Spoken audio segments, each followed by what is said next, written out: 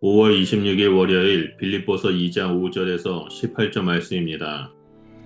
너희 안에 이 마음을 품으라. 곧 그리스도 예수의 마음이니 그는 근본 하나님의 본체시나 하나님과 동등됨을 취할 것으로 여기지 아니하시고 오히려 자기를 비워 종의 형체를 가지사 사람들과 같이 되셨고 사람의 모양으로 나타나사 자기를 낮추시고 죽기까지 복종하셨으니 곧 십자가에 죽으심이라. 이러므로 하나님이 그를 지극히 높여 모든 이름 위에 뛰어난 이름을 주사 하늘에 있는 자들과 땅에 있는 자들과 땅 아래에 있는 자들로 모든 무릎을 예수의 이름에 꿇게 하시고 모든 입으로 예수 그리스도를 주라 시인하여 하나님 아버지께 영광을 돌리게 하셨느니라.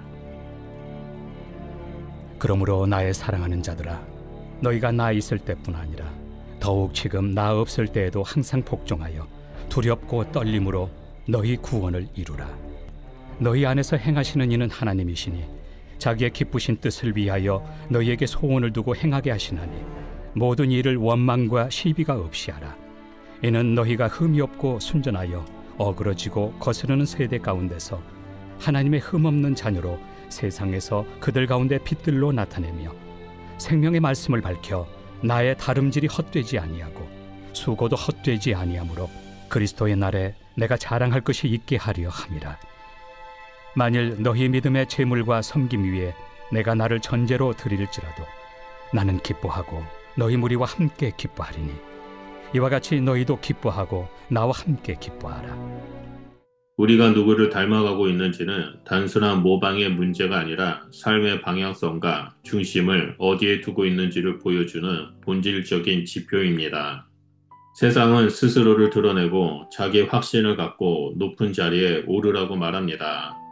그러나 성경은 놀랍게도 전혀 다른 길을 보여줍니다.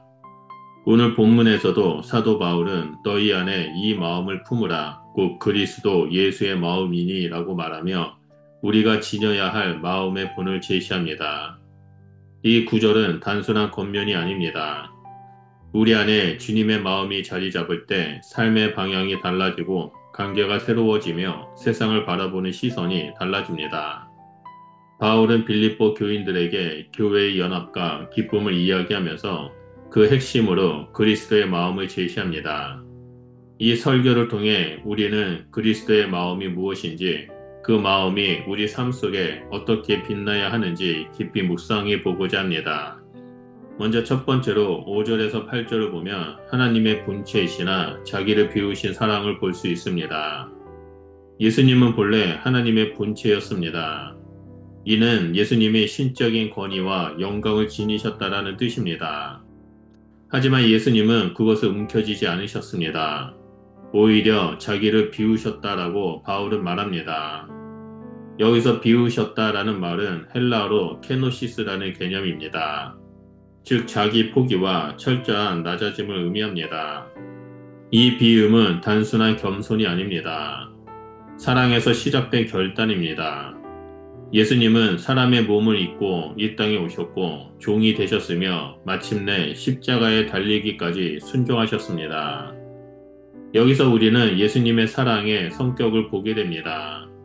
자신을 내어주는 사랑, 끝까지 순종하는 사랑, 그리고 고통과 죽음까지 감당하는 사랑입니다. 그리스도의 마음을 품는다는 것은 나를 낮추는 일입니다. 경쟁과 비교로 가득 찬 이 시대 속에서 나를 드러내기보다 나를 비우는 삶은 결코 쉬운 일이 아닙니다.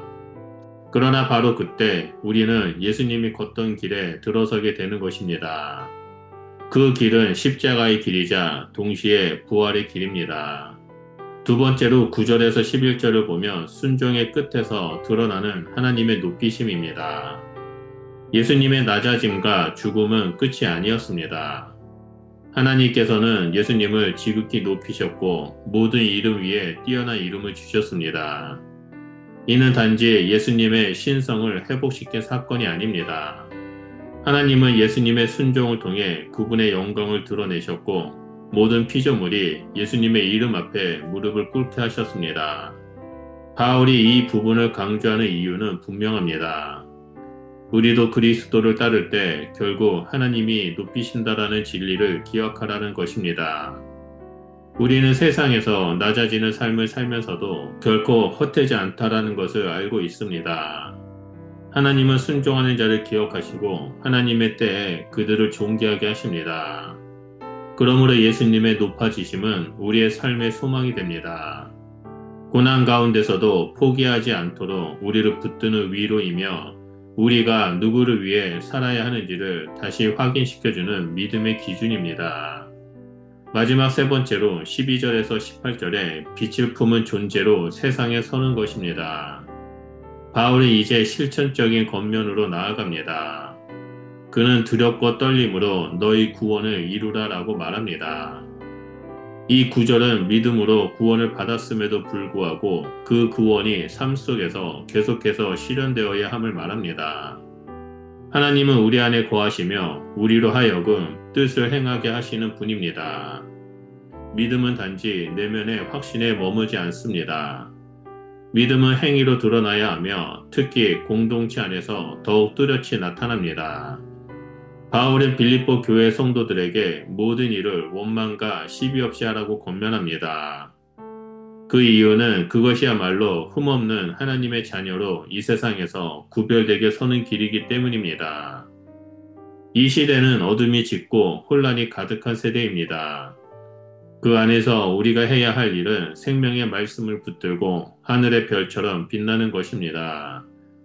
예수님의 마음을 품는 사람은 자신의 기쁨과 성공보다 공동체의 유익과 하나님의 영광을 먼저 생각합니다.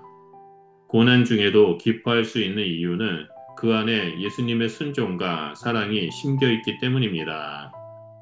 우리는 예수님의 마음을 품도록 부름받았습니다.